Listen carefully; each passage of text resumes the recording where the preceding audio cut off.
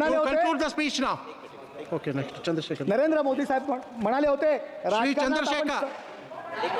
श्री चंद्रशेखर आपण सगळे शिकलो, पण झूठ की राजनीति का सामना करणे आपण शिकलेलो नाही. सभापति महोदय, बहुत बहुत धन्यवाद आपका. आपने मुझे बजट पे अपनी बात रखने का अवसर प्रदान किया.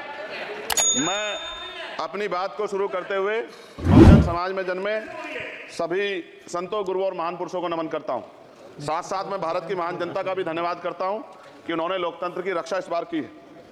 सभापति महोदय, पिछले 10 सालों में सरकार की नीतियों के कारण गरीब और गरीब हुआ और अमीर हुआ है. यानी गरीबों और अमीरों के बीच फासला बढ़ गया है. सारे देश की संपत्ति को चंद अमीरों के हाथ में दे दिया गया है. ये हमारे संविधान की मंशा और समतावादी समाज के लक्ष्य के खिलाफ है. अतः हमारी नीतियां गरीबों के पक्ष में भी होनी चाहिए. जातिगत जनगणना, SC ST OBC यानी कि जो बहुजन समाज के लिए आज जीवन मरण का प्रश्न है, इसके बारे में कोई बात बजट में नहीं की गई है. इसके बाद जनसंख्या के अनुपात में बहुजन समाज को सभी क्षेत्रों में हिस्सेदारी मिलनी चाहिए. तभी बाबा साहब अंबेडकर का जो सपना है समतामूलक समाज का पूरा होगा. महोदय, एक ऐसा विकसित भारत है जिसमें आज भी सफाई कर्मचारी को पक्की नौकरी नहीं मिल रही है और उसको गटर में उतरने के लिए मजबूर किया जा रहा है. उनके लिए कोई अलग से बजट नहीं है. बजट बन सकता है अगर सरकार चाहे. SC ST को जो सब प्लान मिलता था, SPC का जो पैसा मिलता था, वो बजट से हटा दिया गया है. साथ साथ देश के स्तर पर आशा, आंगनबाड़ी, भोजन माता, ग्राम सेवक, PRD जवान, होमगार्डों के मानदेय में बढ़ोतरी नहीं हुई है. ऐसा कुछ भी नहीं दिख रहा है कि उनके जीवन में खुशहाली आ जाए. इनका मानदेय बढ़ना चाहिए.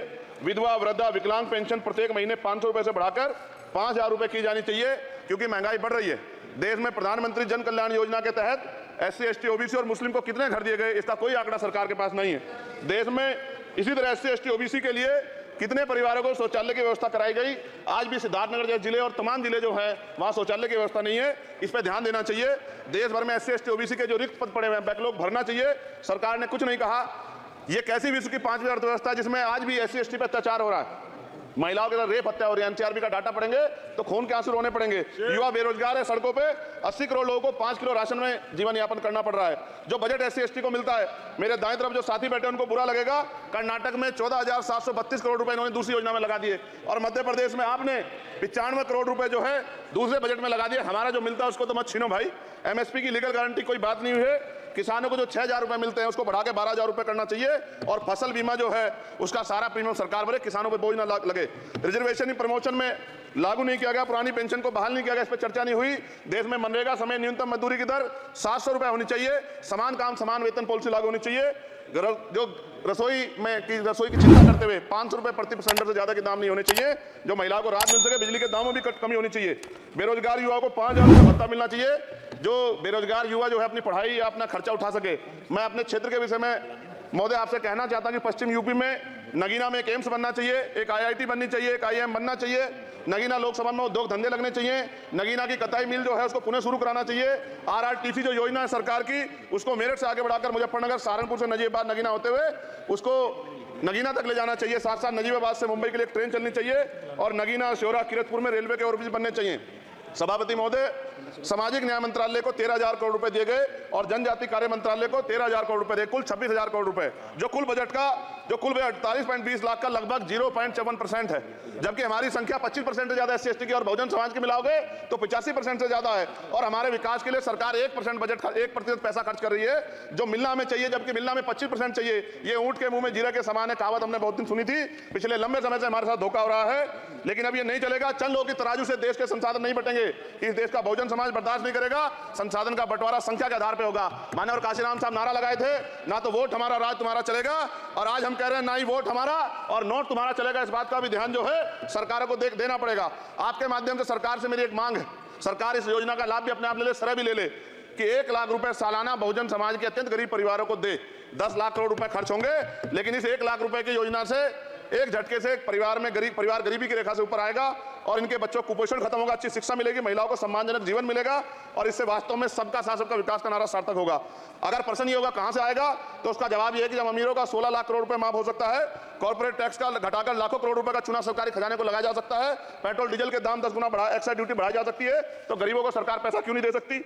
महोदय, समय आ गया है, अब निजी क्षेत्रों में आरक्षण की व्यवस्था होनी चाहिए. SC ST OBC को निजी क्षेत्रों में आरक्षण मिलना चाहिए. और मेरी आपसे यह भी मांग है, क्योंकि अब समय की मांग है और देश तेजी से आगे बढ़ रहा है, तो मैं कहूंगा कि सरकार का जो सबका साथ सबका विकास का नारा लगभग वो असत्य महसूस होता है, क्योंकि अल्पसंख्यकों में मुसलमानों, जैनों, सिखों, बुद्धिस्टों के लिए कुछ दिख नहीं रहा, उनकी कल्याण को योजना नहीं है। मदरसों को जो बजट मिलता था वो खत्म कम कर दिया गया है। आर्थिक तंगी से लोग मर रहे हैं। इंटर्नशिप की बात हुई है, परमानेंट रोजगार नहीं है। और दिल्ली में क्या हुआ बच्चों के साथ कल? उनकी सुरक्षा की जिम्मेदारी क्या है? वो आए तो बनने थे IAS IPS और बन के गए, लाशें बन के गए। यहाँ से कोई ध्यान नहीं दे रहा है, किसी की नजर नहीं है। साथ साथ मैं आपसे ये भी आग्रह करूंगा कि हम ग्रामीण क्षेत्रों से आए लोग देश से बड़ा प्रेम करते हैं और हम ये महसूस करते हैं कि सरकारें हमें सुनेंगी, सरकारें हमारे बारे में सोचेंगी। लेकिन ऐसा महसूस हो जाता है आजादी के 75 साल बाद, और जिसको अमृतकाल कहा जा रहा है, आज भी SC ST OBC के लोगों पर अत्याचार हो रहा है। अभी 2 दिन पहले गोली से उड़ा दिया गया गाजियाबाद में, और राजस्थान में गर्दन काट दी गई। ये घटनाएं देख कर डर लगता है, घर से निकलते हुए भी कि आने घर वापस लौटेंगे नहीं लौटेंगे।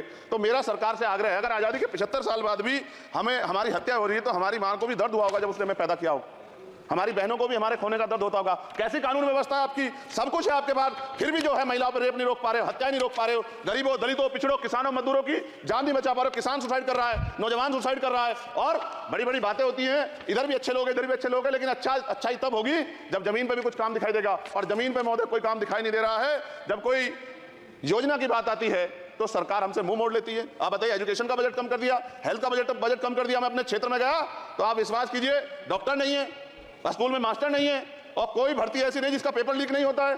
तो देश किस तरफ जा रहा है और इसमें नौजवानों का भविष्य क्या है, उसके बारे में हमें चिंता करनी चाहिए। और अंत में अपनी बात को खत्म करते हुए मेरा आपसे आग्रह, और आपके माध्यम सरकार से आग्रह है कि यहाँ बाहर बाबा साहब अम्बेडकर की मूर्ति लगी हुई थी एक, वो करोड़ों लोगों की आस्था से जुड़ा विषय है, और आप विश्वास करो इतना गुस्सा है उसको लेके।